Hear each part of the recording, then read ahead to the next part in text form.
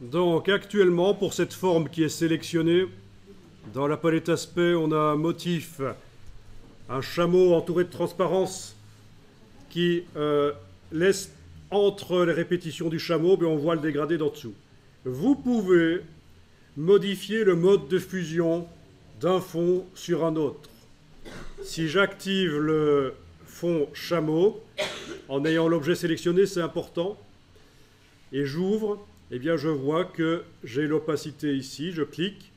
Ce n'est pas pour modifier la transparence que je suis là, c'est pour modifier ici le mode de fusion.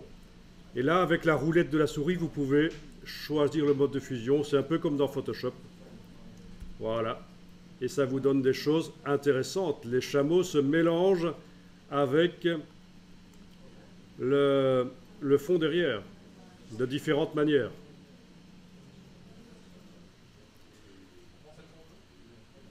Vous prenez ce que vous voulez. L'essentiel est de comprendre le principe ici.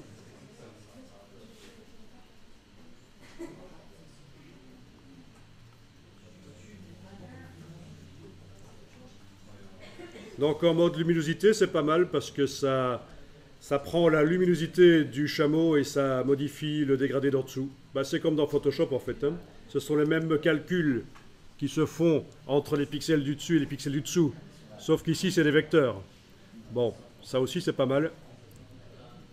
Le mode exclusion. À vous de voir vraiment ce que vous voulez faire.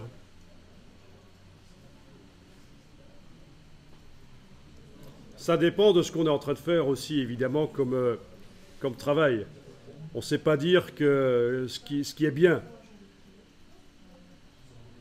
Si vous rencontrez quelqu'un qui vous parle d'un travail en disant « c'est superbe, c'est beau », ou alors « c'est à chier, c'est moche », eh bien ça, ce n'est pas un graphiste qui vous parle. Parce qu'un graphiste, ça va parler en mode de travail adapté ou pas à la cible.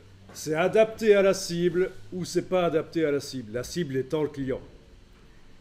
La question de savoir si c'est moche ou beau n'a pas d'importance. Ça, c'est grand-mère qui parle comme ça. Elle dit que « Ah, c'est bien mes petits-fils ce que tu as fait ».